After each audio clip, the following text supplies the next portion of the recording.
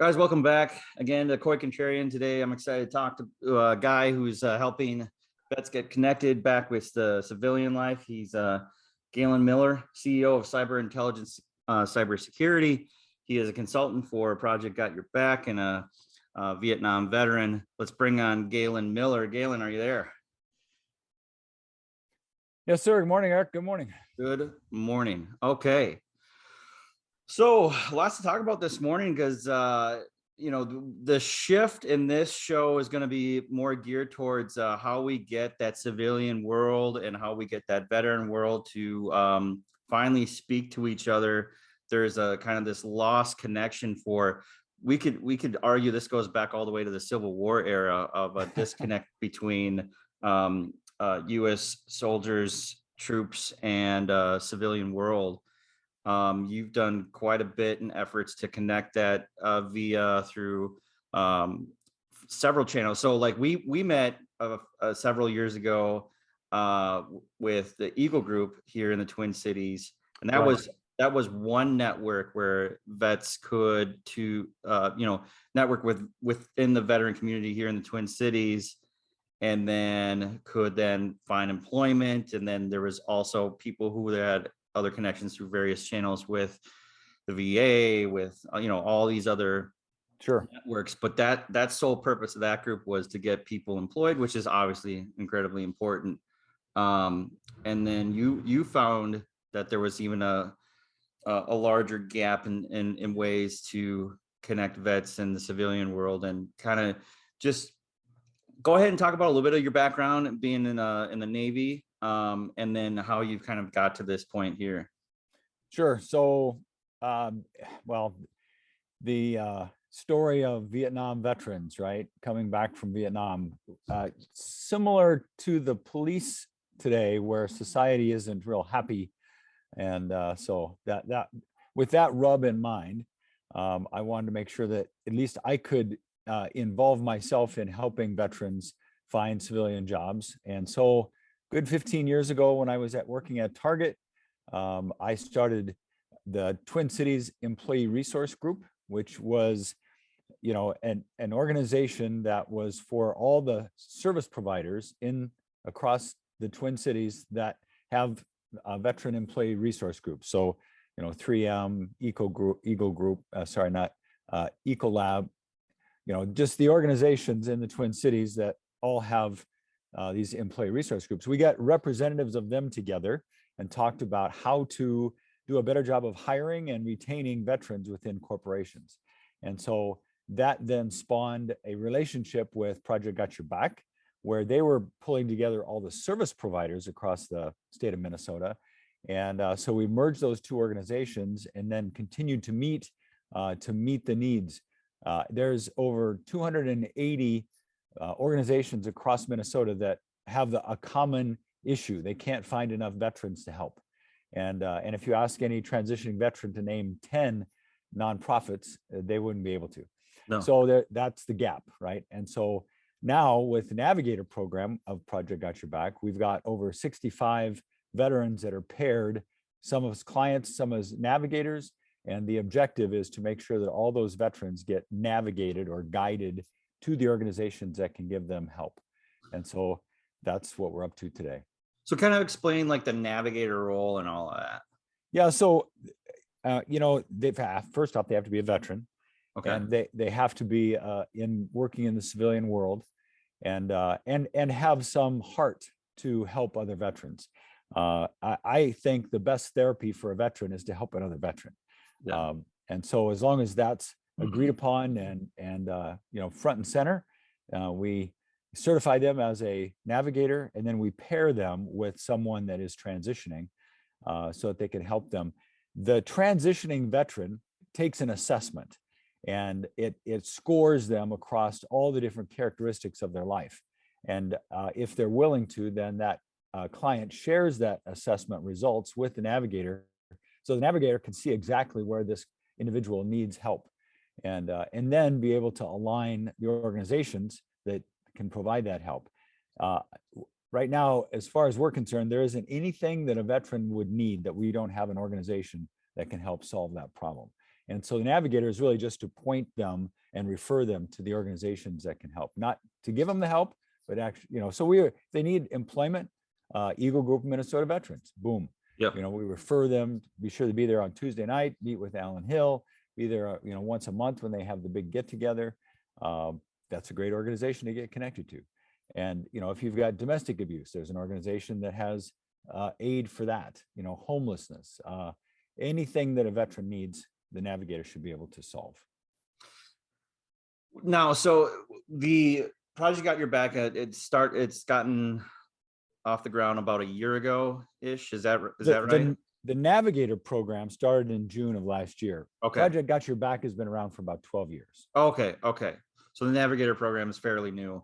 Yes. So would you say it's safe to say now that it's we're closing in on a year of it being around, that some of these navigators really understand how many different entities there are out there that they can reach out to? I mean, are you learning that they're learning more about? Oh, without a doubt. It's interesting. The whole program is set up to help the transitioning veteran. I would argue that the navigator gets more help out of the system than the client does. Yeah. And then eventually our client then learns enough and is, employed himself in the civilian world. A year later, then becomes a navigator and pays it forward to the next transition veteran. So that's the natural flow of things. Yes, exactly.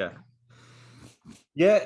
So, you mentioned, the hardship that the Vietnam vets got coming back from war. And there's obviously a vast difference between your experience coming back from war and the experience of, global war on terrorist veterans coming back. And there's such a pendulum swing, if you will, with how that experience is for those different era of veterans.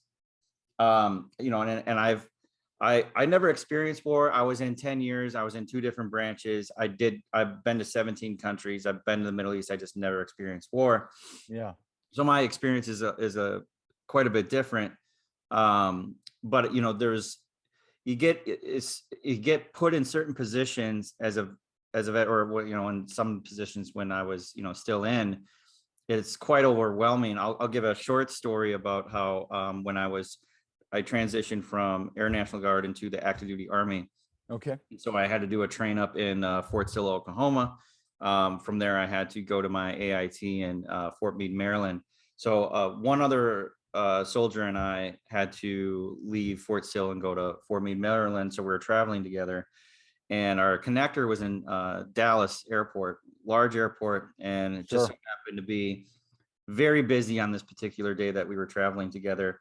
The gate area that we were waiting for our plane was, it was just loaded with people. It was as busy as it gets. My buddy went to use the restroom, and then the ticket agent noticed me. I was in uniform. Yep. And he just did this to come up to the desk, and he's just kind of chatting away, just being casual, just typing on the computer, whatever. Obviously I got my name tape on my chest. Sure. He goes, "So hey, just to let you know, I upgraded you." And I'm like, "Oh, that's nice." He's like, "Hey, I'm traveling with someone. Can you get him too?" And he's like, "Yeah, what's his name? Blah, blah, blah." So I rattled off. And so he comes back from the bathroom, and I'm like, "Hey, we just got bumped up." And so he's like, "Cool." So they start doing the pre-board announcement. Yeah. Blah, blah, blah. And they're like, "And just to let everybody know, again, packed airport. And just let everybody know, we got 2 brave soldiers traveling with us today. Let's let them board first." And like both of us looked at each other like, oh no. Because then, the place erupts. It's like applause. And like we beelined it as quick as we could for that gate to get on there. Sure. And I've had so many conversations with vets now. I've been out for almost 10 years now. And between the kind of like the overcompensation, if you will, from that your era and this era, and this kind of like the thank you for your service, this kind of you don't know what to do. Right. I don't for me it's like I didn't do anything. you know, there's so much of that kind of disconnect where it's like they think they're doing what they should be doing, coming from like this. We don't even know where these kind of things like "thank you for your service" even comes from. That didn't come from Right. the vets, right? Right. No, It came from an outside source. sure. And so this, where I'm going with this is like there's this disconnect as well between civilian, veteran, troop. Oh, yeah. Oh, yeah. Do you see any kind of like remedies in these areas as well? You know, you're obviously focusing on getting the veteran back into, you know, regular civilian life and Sure. navigate all that stuff. Are there any kind of like social aspects that you're looking to try to remedy as well? Social aspects. And I use my Mm. story as an example of like, we didn't ask for this. You know, Yeah, if you yeah. do something nice for us, like, well, okay, but just like, please, for the love of God, don't announce this to the Yeah, world, right? yeah, Like, yeah, yeah. it's already too much that I'm have to stand in this packed airport Yeah, in uniform, and you know, we're not celebrities. We're not right. looking for No, admiration and all this. no, Like, it's no. a totally different dynamic going on there.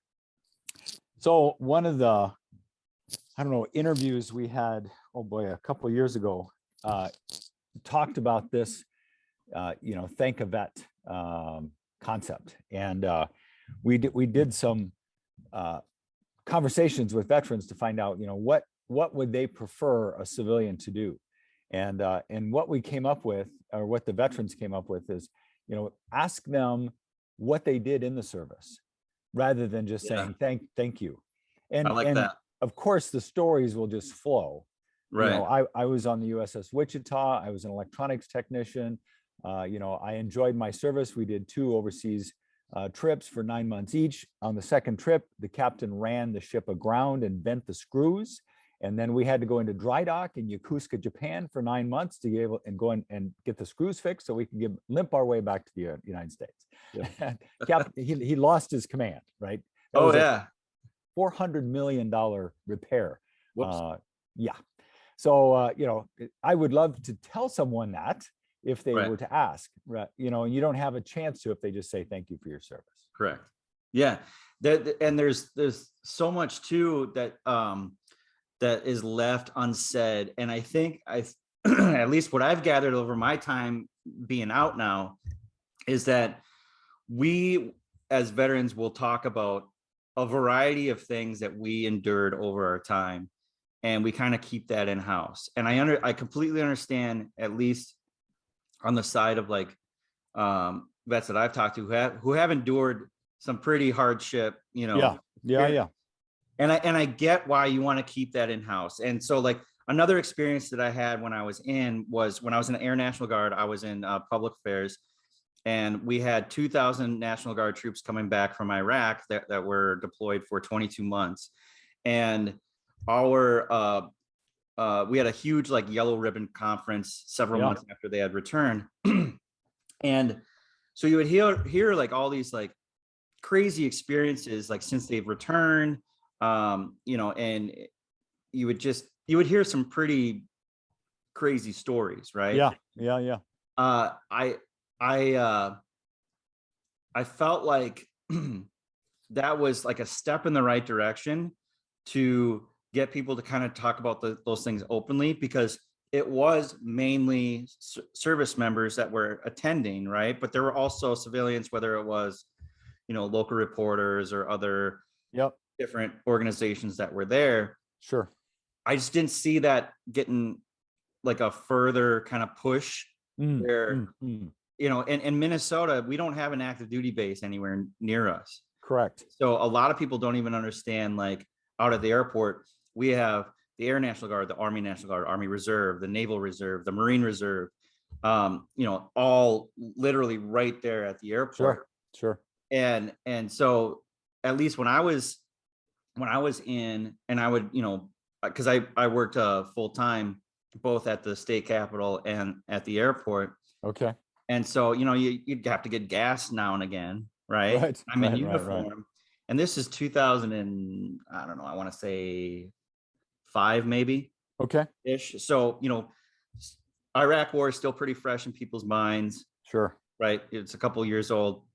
And so I'm filling up my tank one day, and this lady goes, what's going on? And I'm like, what are you talking about? And she's like, what are you doing here? And I'm like, I'm going to work, Yeah. and so there's so many vast, like, just disconnect of, like, people, everyday people not understanding, National Guard and Reserve, active duty, just Right. Right. Right. everyday Right. people. No. We're not like these, we're not robots, we're not superheroes, we're not this, we're not that. We're like, Yeah. we're people, Yeah. you know? Just like them. Yeah. Yeah, exactly. And it's just those experiences really tell me, like, people truly don't understand what it is we do, where we are. It's, and especially, from the reserves that you spent some time in the reserves too, I right? did. Yeah. A couple years after I got out of the active duty. And did you do that here in the Twin Cities? No, I did that in Lincoln, Nebraska. In Lincoln. Okay. So, and Nebraska, I mean, they have a couple different Air Force bases. I don't know if Well, is, yeah. SAC, Strategic Air Command, is in Omaha. okay. And so they have at least some sort of, like, they must have some sort of, like, understanding that there's active duty. Right. Right. Well, yeah, around the base, you go outside of that town, and no, it's the same exact thing where you just, it's misunderstood. Right. So I guess, and maybe these are things that you haven't really thought about because your focus is obviously on areas that are desperately in need. But I keep coming back to the social aspect of it, because I think part of this huge disconnect that vets have, and that civilian side has, is that Yeah. we really honestly don't know each other. Right. Right. Right. Oh, totally. Well, and the other hard part on the employment side is just the language that military speak comes out in their resumes. And then if a civilian looks at a military resume, I mean, they just go cross-eyed because Right. it's another language. There's no way they ever could understand it. And I've talked to a number of recruiters that are just frustrated. They don't want to try because it's just too hard, and so they just don't consider that person as a candidate because their resume is in another language. That's just the way it is. So the military have to do something to make their candidacy different than civilians, which is to use their network. And over 85% of all jobs are never posted. They're filled by either Right. internal candidates or a referral. Right. And so networking is the way for military to be successful, rather than just for submitting online for hundreds and hundreds of jobs that you'll never hear anything back from. Correct. So it's very frustrating for military. That's why, if they don't get work in a reasonable period of time, their unemployment may run out. They become homeless and depressed, move back into the basement of their parents. Yeah. And eventually, they're likely to commit suicide just because it's just too hard and it's too frustrating. So by pairing them with another veteran, kind of like a battle buddy, Yeah. it allows them to then have someone walk side by side with them for a year and make sure that they understand what they don't know, right? And connect them to the organizations that can really be of assistance to them.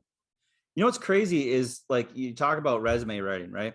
Yeah. And the disconnect of the language of trying to explain, like, your role. So, like, I was a first line super. I was a platoon sergeant, and so this was my leadership role, and these were blah blah.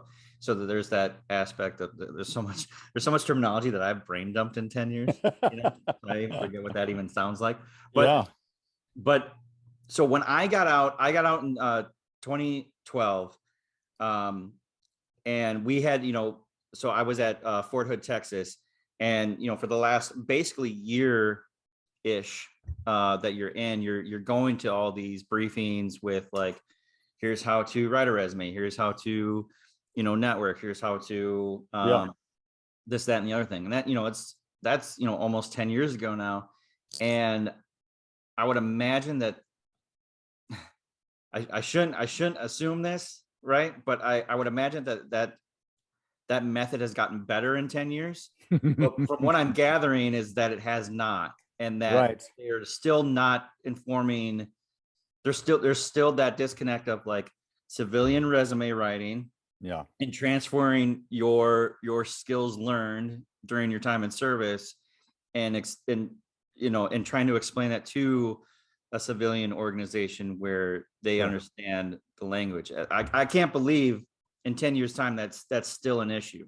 Yeah, well, so it's called the TAP program, and it's Soldier for Life, right? So it's a transition assistance program, TAP, and Soldier for Life. And I'm invited to the local one in Arden Hills when a group of 35 to 40 retiring veterans are getting out, and they put them through the TAP program. And it's a water hose, right? Fire hose. They get a lot of information in about a week and a half, 2 weeks.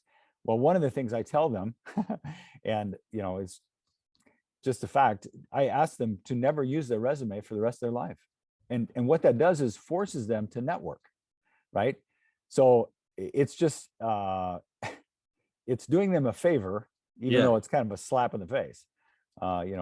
There are translators out there that do a pretty good job of understanding, what the job is in the military and putting it into English that civilians can understand. And then you can be successful at translating your resume into something that they can understand. One of the ways that I suggest doing it is get the job description that you're after. When it has roles and responsibilities in the job description, copy and paste the same language from the job description in your resume that says, I did that for 4 years. Yes. And then, right? I mean, that was one of the biggest like cheater moves that I learned from recruiters. Yeah. Was like, take the job description, put it in your resume, and then like, another blurb of what you did that says that you knew how to do that. Right. Yeah. Unbelievable easy cheater move that like, so easy. Because what troops vets have to understand is that your resume may or may not be sitting on someone's desk where human eyes are taking a look at it. That thing's going through a program that like scanning for specific language. Right. And you could be automatically just thrown into the trash just because you didn't say the things, you didn't write the things that they're specifically looking for. Exactly. At Target Corporation, one of the words that they're always interested in seeing on resume is collaboration. And so that's just a key word. Well, at least this was 10 years ago when I joined Target. And I was coming in with a recruiter that was coaching me every step of the way. I did not fill out an application until after I got the offer, and then submitted my resume. So that was ideal because they didn't have a chance to say I wasn't qualified before they met me. And then once we connected, a human being is way more effective at selling themselves than a piece of paper. And so that's just the beauty of getting the network to work for you. Get those interviews set up. And I get it, what you're saying, like that network, that resume writing skill is a great skill to have. Yeah. But man, if you can nail that networking piece down, like if you spend, I wouldn't understand exactly what the numbers would be, but I would have to imagine if you're involved in 2-3 different networking programs or groups, if you will, man, you're gonna find someone in due time. Yeah. Because people talk, if you're pleasant, if you're friendly, if you're like, hey, this is what I do, this is what I'm good at, and just do that. I mean, the resume writing is almost obsolete at that point. It is non-useful. Yeah. Because when they meet you, that's what matters. You've got a chance to tell them about your experience, whereas a piece of paper, especially if it's in a language that you can't understand, is a waste. It's just it's frustrating. Especially knowing that how many people are applying through a resume. Yeah. You're looking at it's some positions, hundreds, maybe even thousands of candidates. I mean, what world do you want to play in that game where your other option is meet me, be your genuine self, Right. explain yourself, you better than Yes. than anyone else does. And that resume may or may not thoroughly explain what it is that you're trying to emphasize. Sure. Right. So informational interviews. There's a book called The 20-Minute Networking Meeting by Nathan Perez, local author, veteran. He has a veterans edition out of that book. That is a must read for every transitioning veteran, because even in there, it steps you through putting an agenda together that you want to send to the person that you're going to have this informational interview with ahead of time. Have the objectives, what you want to accomplish, what you believe they'll accomplish, what are the questions you want to get answered. And the purpose is to have them guide you and coach you. Here's what I did in the service. What do you see in the civilian world that would be a good fit? And, if you do that, like you said, 3 or 4 times a week, I've actually had some veterans that will do that 3 or 4 times a day. Yeah. And there's no limit to that. There's no limit to that. You can build your network as big as you want. And you can actually start doing that a year or two ahead of time. You can't really interview for jobs a year or two ahead of time. Right. That's kind of within a month or two of when you're ready to actually say, yes, I'll start. Right. But building a network is absolutely critical. It is. I can't emphasize that enough too, because so when I got out, I stayed in Texas. I'm not from there. Yeah. And so I started, I had this like kind of wrong view of like, oh, I'm a vet, I'm in Texas, this is like a vet friendly state, Sure. And then there's like, they had, as can assume, most states have like a veteran preference point system for state employment. And this, yeah. I was like, I'm a shoo-in because whatever. So I did attend, some similar-ish type of things to like Eagle Group and things like that down there, and did the job fairs and trying to network, trying to meet people, and just most of my entries were for the state. And I'm thinking like, I have to be a shoo-in, and I would get interviews here and there, and I learned very quick that it is a good old boys club down there. Right. And that that I literally know no one meant everything. Sure. So and that's Texas, obviously very different than Minnesota, but I would have to imagine across the country that's detrimental. Just the network, like you're gonna have to go to those like mom pa veteran organizations and just start meeting a boatload of people at those. Right. You're gonna have to go to those events. You're gonna have to just do some major meeting of other people, and then it's so crazy how quickly it just becomes, you meet this person, then this person, then this organization, then this meeting, and then it just builds. It starts to flow real quickly. Yeah, and the beauty of the Navigator program is we will actually introduce them to executives at local companies that are also military to do those informational interviews. Okay. And that was the beauty of when I sent Tyler Brackner in your direction, and when you were at US Bank, and you were a tremendous help getting him plugged in. From the time he landed in the United States, his wife and he were living in Australia. Yep. Until he received an offer was 3 weeks. And I was like, was it a month? I was like, if it was a month, I would have been like, that is the fastest I've ever endured that. Yep. He's like, oh, he was, was really thankful, and I was appreciative of everything. But I'm like, dude, you had a stellar background. Like, we're gonna get a job, man. Yeah. IT and security. Yeah. That goes over pretty well these days. Yeah, sure does.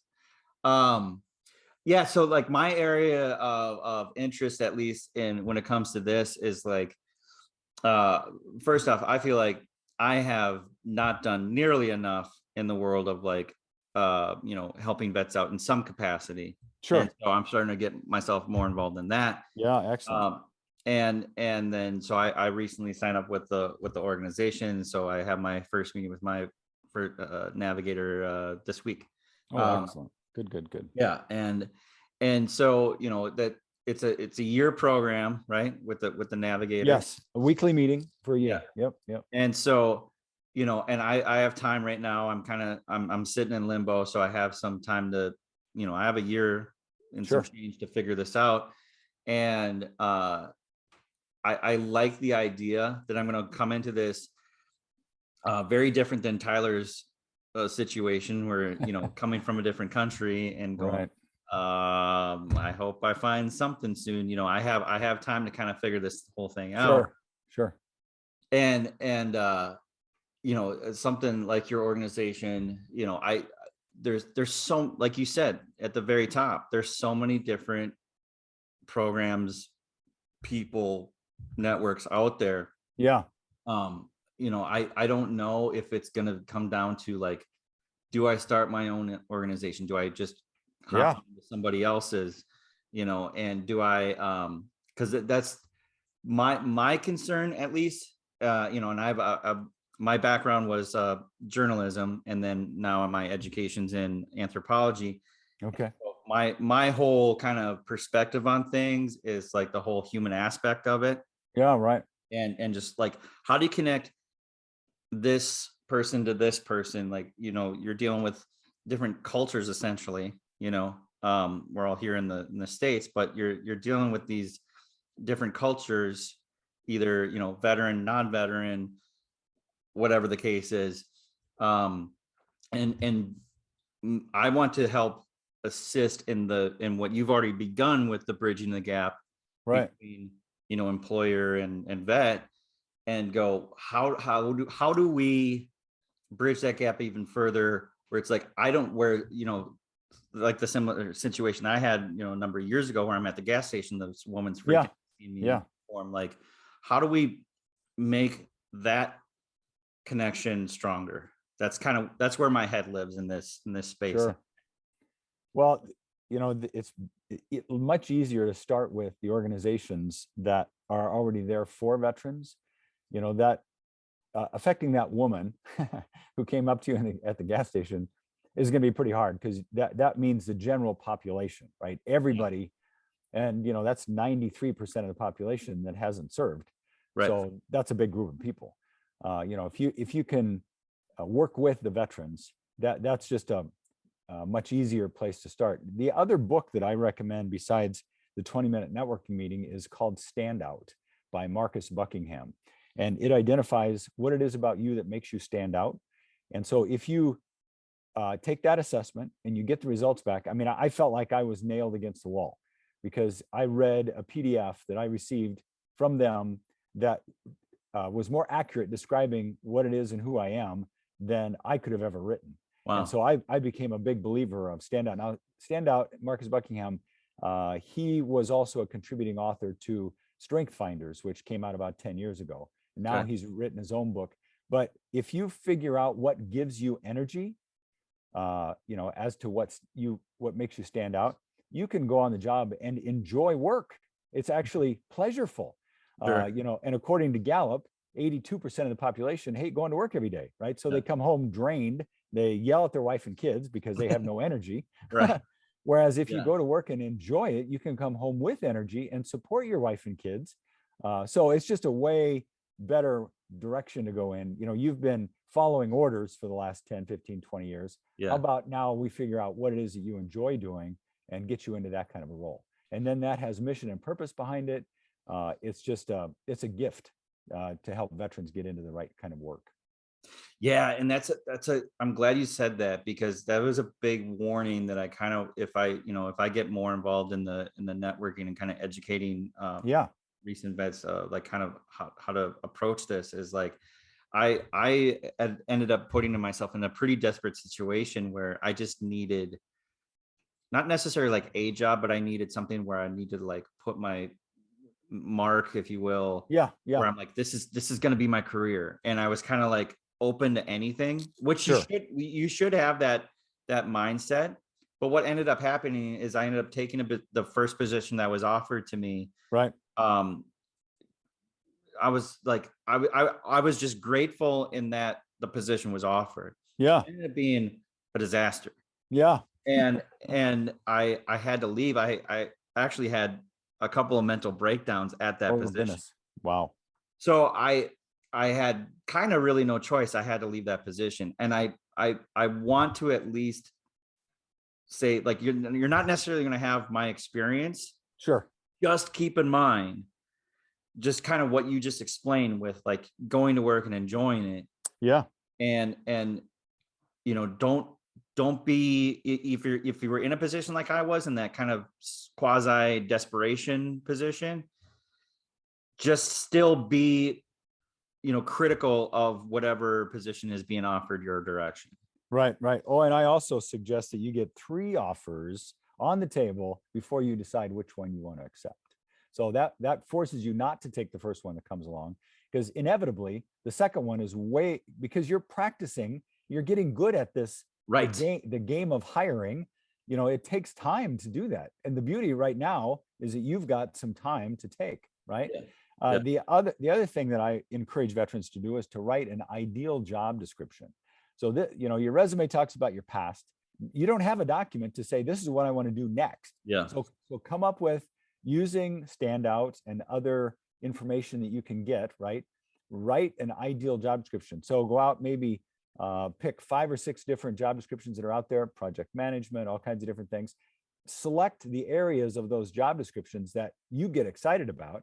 Create a document that is an amalgamation of all those job descriptions, and bring that with you when you go meet with an executive. And they can, the beauty of having an edge on the knife when you go talk to one of these guys is they know exactly how to help you. If you show up and you say, you know what, I'll do anything, there's nothing they can do to help you. You can't help somebody do anything. You can help them become a project manager, right? So if you get this ideal job description worked out, you bring that with you. It gives them, oh, they'll go, I know 6 people that are hiring that role today, right? Yeah. Boom, you're off to the races. So being more intentional and deliberate when you walk into an information interview with an ideal job description also helps tremendously. And I had the total opposite mentality walking into that first coming out, and then probably held on to that for quite a few years even after. Yeah. Like if I'm approaching employers and I'm like, this is what I want to do, they're gonna look at me and go, well, okay, great, you know. Good luck. Yeah. And because there were some times where, because you would tailor, at least I had some, you know, pre-written resumes that didn't tailor to a specific job. It was just kind of a generic kind of layout of my experience for the, you know, previous 10 years. Yeah. And I would get that impression, like going to like job fairs and things like that and handing it to people, and they just go, okay. And, you know, and I just got the impression right away that that's going in the trash, or that's going to a manila folder in the back of some file cabinet that some, you know, $15 an hour part-time office staffer is going to throw away in 10 years. Yeah. Oh yeah, You know for what I mean? sure. So, but it's almost like I was kind of like in that in between, where it's like, here's kind of what I'm trying to do, and I'm still trying to fit into what you guys are trying to do, or, you know, and then you're saying this is a whole other level, right here, where it's like, no, this is what you're good at, this is what you like doing, this is your experience, and you're just going to an employer and going like, what do you got? Yep, exactly. Because it's to have them coach you. You don't ask for a job. You don't talk about that you're not working, right? You just present them with the ideal job description, and then that gives them the opportunity to help. And usually if someone's going to take a 20-minute networking meeting with you, you know, they've got that interest, and they're looking for you to give them the direction they need to help you. And that's where that ideal job description comes in very, very effective. Yeah. It's there's so many layers to this, right? Like there's the networking, there's the you know, the 3-minute, or the whatever it is they call it, the elevator pitch. Elevator pitch, right? Yeah, whatever. There's, you know, there's all these different things. It can be overwhelming. Yeah. You know, there's different strategies, there's different, you know, if your job skills tailor this, then you're better in doing this instead of what this guy's trying to do over here. So it does get like multi-layered, and it does get overwhelming, but really at the end of the day, it is pretty simplistic, in that if you're just if you're genuine, Yep. if you're approaching people like your group, like Eagle Group, like I'm sure a bunch of other organizations that I'm not even aware of, There are. and just talking to people, you're gonna get miles and miles ahead of someone Right. who's just sitting at home on ZipRecruiter sending that resume Oof, oof. 100 times a day. And getting so frustrated because they Yeah. hear nothing back. Yeah, that's a tough one. That brings me to this point, and then I kind of want to transition a little bit into some more military related topics Yeah. here. Okay. But because I've since I've had like kind of time to kind of step back and kind of observe Sure. the world, for a lack of a better way to, we are in front of screens how often? Right? All the time. And then a number of years ago when I lived in Texas, I had this kind of like a hippy dippy kind of neighbor who did shed some light on a subject that I was like, there's something to this. And he said to me one day, he's like, when was the last time you touched, a tree bark or a leaf or grass or, something like that? I'm like, gotta be honest, man, I don't know. It's been a while. And he goes, when was the last time you touched something plastic? And I'm like, all day, every day. 10 minutes ago. Yeah. And it really that's stuck with me over the years, where we're just so immersed in this kind of technological world where we're not Right. out and kind of experiencing, right? Sure. Just experiencing. Sure. This is an experience, right? This is good. We're having this kind of, useful conversation right now, but there's so much time spent in front of screens that are incredibly useless. Right. Right. And then not only that, but then like, we don't go to the bank anymore. Some people don't even go to the grocery store anymore. Like Sure. it's like everything's done in front of this screen. Yep. And I can't stress enough that like talk to people, like face to face, like shake hands, buy each other a drink or a coffee or whatever, like have an experience, a real tangible experience. Sure. I can't stress that enough. And at least what I'm gathering in this conversation is the networking thing via online is good, but I have to imagine you make so many more leaps and bounds when you're actually in front of people. Absolutely. We've got this breakfast coming up. I host these breakfasts, and in this, there'll probably be 15 to 20 transitioning veterans there.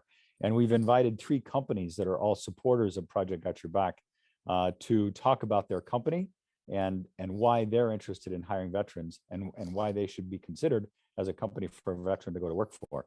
And we're really excited about those organizations. And so, it's connecting the unconnected. And, we've got these companies that want to hire veterans, and they're providing funds to Project Got Your Back at $1,000 per pairing. So we we give a sponsorship, right? So if you want to sponsor a veteran that's in transition, we're looking for your help to cover the cost of technology. We've got 2 different technology platforms that you're probably familiar with. Prism so far. There's also an organization called Unite Us that has, if you look at the hub and the spoke concept, you've got the transitioning veteran and the navigator in the hub working together. And then all the spokes are all these organizations out there that want to help transitioning veterans. A couple of great examples. There's a Minnesota Military Appreciation Fund. For every veteran that signed up in Minnesota and went and did their service, they can get between $500 and $2,000 or $3,000 just from an appreciation fund. All they have to do is submit an application and they get the funds. Well, people don't know about that. So, let's get that word out. Another one is there's 5 grandmothers that have started a nonprofit to read stories to kids of military that are deployed. So, if you're overseas, I've known a couple of families where either the wife or the husband is deployed, the other significant others at home taking care of the kids. Yep. And so there's an organization that will give them a break, right? And step in and help them out by reading stories to the kids. Well, who knows about that? Nobody. I didn't know. Yeah. And that I'm glad you brought that up, because that leads me to kind of like how I want to wrap this up is like, we kind of talked about it briefly at the beginning of, vets only want to talk about vets, about a veteran experience. Sure. And that's part of the disconnect. And like I said, I completely understand why you want to do that. You want to talk to someone who understands the experience. Part of that yellow ribbon convention that I was at a number of years ago, one of the things that kept getting brought up was like, troops who were experiencing like PTSD or, trauma of some sort, they're being treated with civilian, therapists. Sure. And there's a massive disconnect there because, in their mind, they're like, what on earth are you going to do for me? You have no idea the experience that I've had, Right. And I hate that with a passion, right? I know that there's a chance. I'm not saying like every vet is going to accept this, but I feel like there would be a chance of understanding deployment experiences or just military experiences in general, because I spent 10 years, never went to war, but I've been to third world countries. Like I've seen some really messed up stuff. Sure. Right. Sure. I was in Egypt in 2011 when they overthrew their government, and wow, there wasn't a war there, but it went from it being like a pretty sweet assignment to like, get your M16 and your couple of rounds of ammo before you head off base, and and so like I still don't have those war experiences. I've had some like kind of fishy situations and things like that, and like not by any means am I saying like I have PTSD. Who knows? Haven't really been diagnosed with anything or or talked about it even that much. Right. But I a number of years ago when I was in Texas, it was this same guy I was mentioning before, the guy talking about touching grass and touching plastic, was we're fixing my car, and then we had a new neighbor, and he was an Army vet, and we're just like, yeah, come out, we're just fixing my car, we'll kind of just chat while we're doing this. And so he had severe injury. He was in a Humvee. His Humvee was attacked, getting kind of dark here, but watched his friend blow up in front of his face. Lost most of the meat in his arm. It was right or left arm, I forget. And then still had to like fight while he's severely injured. His friend's dead at his feet. He's at the 50 cal on top of the Humvee. And he's telling us this story, and I got goosebumps right now, just me saying this out loud to you. And I felt absolutely horrible because, I'm like, I wore the uniform just like you did, but I had experienced nothing like that. Right. And I felt like honored enough that he's willing to like just meet me and explain this to me. Right. And people need to know this stuff. They don't want to hear this stuff, but I'm sorry, 20 years of this, you got to know what we've been doing for 20 years. I'm sorry. Like, you knew there was an invasion in 2003. I had a conversation with another vet on this show. I don't know if you saw this at all. But he talked about how he was deployed, came back. It was 2004. And he was meeting a couple of friends out at a bar, and they were like, hey, what have you been up to? And he's like, I've been in Iraq. And the guy's girlfriend goes, that's still going on? A year later, that like, man, we've got some work to do. Yeah. And when I say work to do, like, we have to get everyday people. I know you said that it's going to be difficult, the 93%, the number you threw out at me. Sure. But listen, there has been a job that hasn't been done for the past 20 years that's going to eventually fall on probably our shoulders to be like, all right, do you guys understand that we've been in Iraq, Afghanistan, Syria, Somalia? Like, you can start to list off some in the Djibouti. Does anybody know that we're in Djibouti? I there's so many things that those 93% that you mentioned Yep. don't know. And I'm starting to get the impression that, all right, if that job is going to be lost, then it's going to start to fall on us to explain ourselves. Sure. So that's where your socialization. Yeah, I guess idea comes from. where that does kind of the crux of it all comes to. Yeah. Yeah. Well, and that's where your passion's at as a journalist.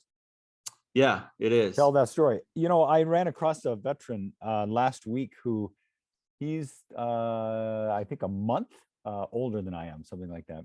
Okay. Anyway, he's retired. He is going around to nursing homes to find veterans that need to tell their story.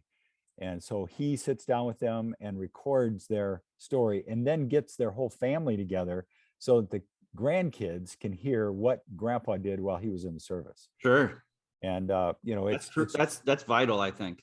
One family at a time. And that information is locked up unless a fellow veteran can come along and tease it out of them by asking questions and show that you care. Yeah. But I think he's done 65 veterans so far. I asked him if I could go with him on the next one, because I really want to be there, see how this all happens. But just, that's similar to what you're talking about, where, yes, this is a family, but boy, oh boy, how critical is that? Super critical. I mean, I've had so many conversations with people who are like, they find out that I was in, and then, I get kind of passionate about some of the things that I talk about, with this stuff.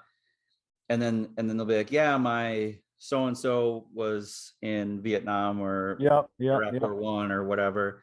And they're like, yeah, they never talk about it. And some, like, once in a while you'll hear like they finally opened up after like 40 years or something. Sure. And they're like, we never knew. And I'm like, oh, I want to pull that information out, and I want everyone to know, and to do it in such a way that, like, I still want to kind of honor that individual's trauma that they're probably keeping in. And that's my guess is like that's what the 100% reason why these stories aren't being being told. And I know there's other people like me who are like, we need these people over here to know what these guys did, whether it was 50 years ago, whether it was last year, whether it was 10 years ago. And so we don't have to keep walking into these 20-year-long wars. Right. Having, these National Guardsmen deploy what? 7, 8, 9, 10 times? Oh yeah, for sure. And we're talking about, like, a lot of these people are like pillars in their community. And we've mentally destroyed them. Yeah. And, whether they're, leaders in, some sort of school function or their church or their whatever. And they've been just mentally destroyed, physically destroyed. Sure. Right. After being deployed to these areas, some of them that people are aware of and some of them that people aren't. And, like, let's get them educated about what it is that we've been doing. It goes back way further than 20 years, but especially this, we can take that window of when Iraq War started and go, look, if you joined the service in 2003 and you made a career of it, I guarantee you that you were not home longer than you were home. Right. Exactly. And because like for people like me too, like I didn't go to war, but I went to a boatload of like humanitarian and peacekeeping missions. Right. And still experience, some sort of, like, I don't know if you want to put it, it's trauma that's different than watching your friends blow up in front of you. Yep. But it's still like, I still saw stuff that I'm just like, this is going on planet Earth. Right. So it's that's eye-opening. It really is. And those stories are kind of like half told, really, at best in a lot of those situations.